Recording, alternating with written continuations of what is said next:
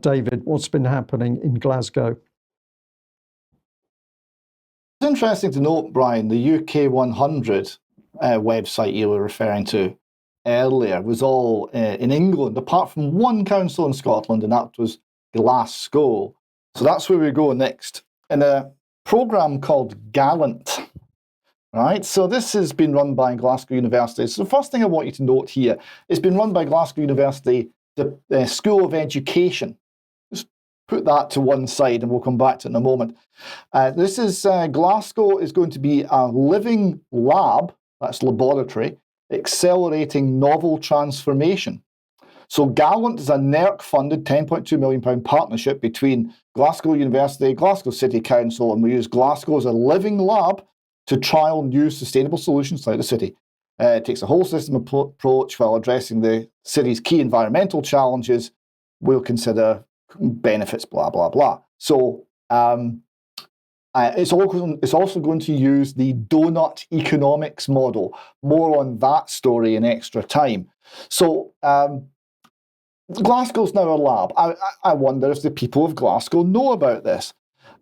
So you'll be wondering who exactly NERC are. NERC are part of the UK Research and Innovation Organisation, which has got many councils, budget of £7.9 billion from the Business, Environment and Industry Department of the UK government.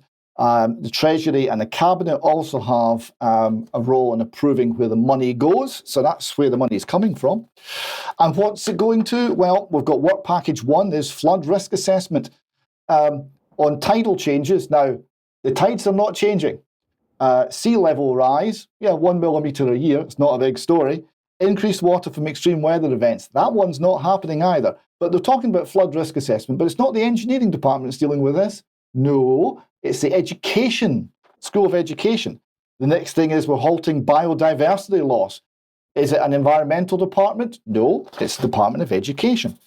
The next work package is regenerating derelict land. Well, that should be environmental science or civil engineering or something, but no, it's education. Then we're going to reduce car journeys, of course, and tackle housing and heating. Now, you might be wondering what this has got to do with education, but of course, it's not really about any of those things, and we'll come to very shortly what it is about. I point out here they've got a Twitter account, of course. And they're very keen on Greater Govan Hill. They retweeted a comment that I want to be around other queer people in all aspects of my life, so why not also gardening? We meet Southside gardeners and weed through the intersections of gardening, queerness and communal spaces. So this is genuflecting to the new religion. This is to show that they're right on and onside and compliant. I would also point out in passing that if you did that about straightness, you would probably be arrested in Scotland. So that's an interesting data point too. So we come here to Glasgow City Council talking about the same programme, 10 million research hub to boost Glasgow's transition to climate resilience. So they're talking about it being a thriving, resilient city and net zero by 2030. University of Glasgow researchers will work in partnership with Glasgow City Council to create transformation projects across the city and embed sustainability into the wider socio-political system. So it's about transformation. It's about changing how people think. It's not about flooding. It's not about environmental reclamation. It's about changing how people think. And that is why it's been run by the Education Department.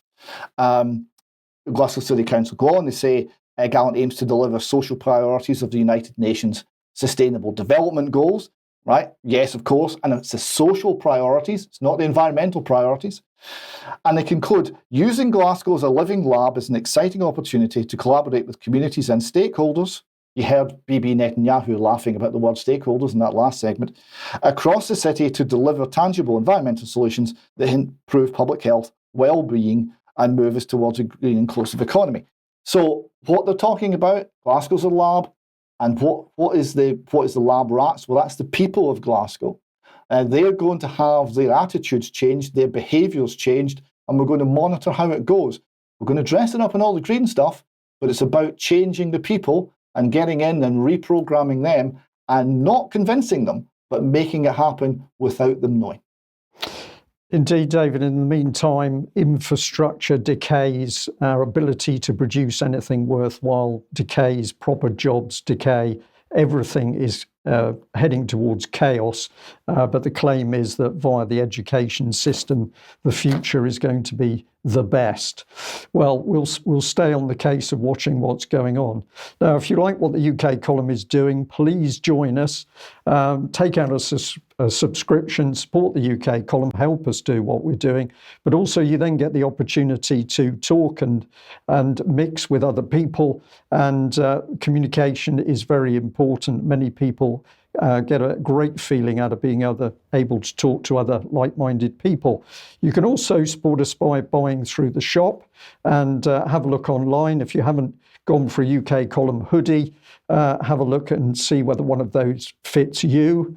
And of course, we always want to say, please share UK column information, because at the end of the day, that's why we're putting the information out. So share it far and wide, and that makes us very happy. Now, we've got interview on the 12th of September at 1 p.m. That's tomorrow, of course. And this is Professor Michael Esfeld. And the subject is common law. Common law requires the courage to judge. And that's with our very own Alex Thompson. And that should be an extremely interesting interview to watch.